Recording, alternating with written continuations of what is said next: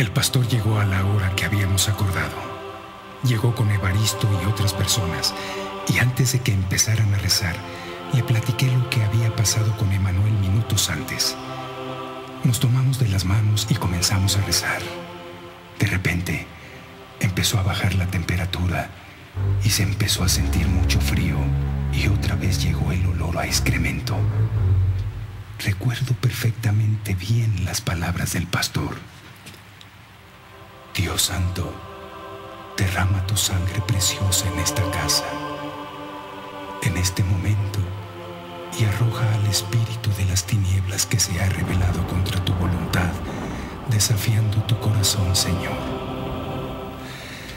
En ese momento empezaron a vibrar los vidrios suavemente. Se cerraron todas las puertas de la casa, azotándose muy fuerte y de golpe, una tras otra. Se escuchaba como si rasguñaran las puertas y algo subiera por las paredes. Sentimos como un viento frío se arrastraba por el piso, deslizándose sutilmente entre nuestras piernas hasta la altura de las rodillas. De repente, una de las ventanas de la sala tronó muy fuerte. Se rompió y los pedazos de vidrio cayeron encima de nosotros. Parecía como si alguien hubiera salido corriendo, despavorido de la casa. El pastor volteó a donde estaba la Biblia y abrió los ojos muy sorprendido. Sin decir nada se hincó y se puso a rezar. Todos volteamos para ver qué era lo que había visto, y lo que vimos realmente fue sorprendente. La Biblia inexplicablemente estaba sangrando. Las personas que iban con el pastor se hincaron inmediatamente y nosotros no supimos qué hacer. El pastor se volteó y nos dijo que ya no nos preocupáramos, que lo que haya sido ya se había ido. La sangre del Señor nos había protegido y había alejado todo el mal. Nos abrazamos y no pudimos contener el llanto. Yo abracé al pastor y le di las gracias, y él, antes de irse, me dijo que en caso de que regresaran las cosas extrañas, no dudara en llamarle, que ya sabía en dónde localizarlo o que lo buscara por medio de Evaristo. Emanuel regresó a la casa horas más tarde. Ya todos estábamos dormidos. Yo alcancé a verlo y le di las buenas noches, pero él ni siquiera volteó a verme. Cerca de las 5 de la mañana, Fernando me despertó, diciéndome al oído que Emanuel no paraba de reírse a carcajadas desde hacía un buen rato. La verdad, yo estaba profundamente dormido y no había escuchado nada. Me levanté y junto con Fernando nos acercamos con mucho cuidado para no despertarlo y así poder ver qué era lo que tenía. Él estaba completamente dormido. Sus párpados se movían por la profundidad del sueño y entre sollozos lanzaba carcajadas de repente. Nosotros lo observábamos agachados como a unos 20 centímetros de su cara. De repente, abrió los ojos y nos miró como si todo el tiempo nos hubiera estado observando. Apretó los dientes y nos gritó salpicándonos la cara con su saliva. ¿Creen que es muy fácil deshacerse de mí, pendejos? No los voy a dejar ir hasta oírlos chillar como cerdos. Norma y Sofía se despertaron con los gritos de Emanuel y Fernando y yo nos caímos de espaldas por el susto. Fernando, ya muy enojado, pensando que todo eran payasadas de Emanuel, lo empujó contra la pared y lo agarró del pelo levantando el puño para golpearlo. Emanuel reaccionó y su mirada era otra vez la misma de siempre.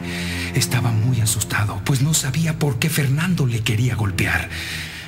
Yo detuve a Fernando y Emanuel de nuevo nos dijo que no recordaba nada. Fernando lo agarró apretándole el cuello y le dijo que ya dijera la verdad. Después de escuchar todo esto y al ver la angustia de Emanuel, decidimos llamarle al pastor, pero no contestaba nadie. Insistimos todo el día, pero nunca contestó.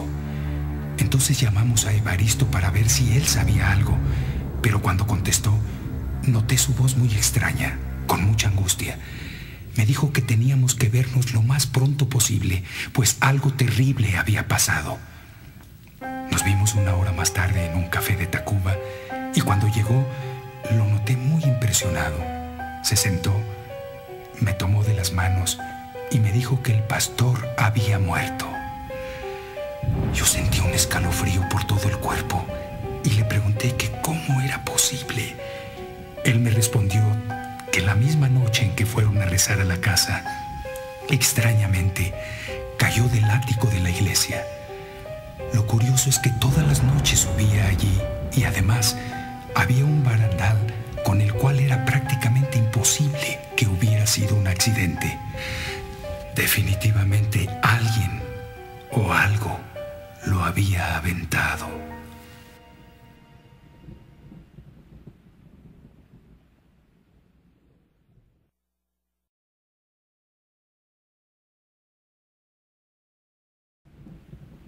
Los días transcurrían sin que se presentara nada extraño. Una noche, como al mes del último incidente, la hijita de Norma nos despertó. Estaba llorando como a eso de las 5 de la mañana. Norma se levantó a la cocina para prepararle algo de comer y de pronto, creo que todavía ni llegaba a la sala cuando escuchamos un grito horrible. Norma entró a la recámara corriendo y de un salto trató de esconderse en medio de las dos camitas. Volteamos hacia la puerta para ver qué fue lo que vio. ¡Dios mío! Alcanzamos a distinguir la figura de una persona vestida con una larga túnica. Se abalanzaba sobre Norma, traía los brazos estirados hacia el frente y parecía como si estuviera caminando, pero se movía con mucha agilidad dando pasos muy largos. Logramos distinguirla un poco mejor con el reflejo de la luz del reloj digital que estaba sobre el buró. Se acercó a Norma y se paró frente a ella.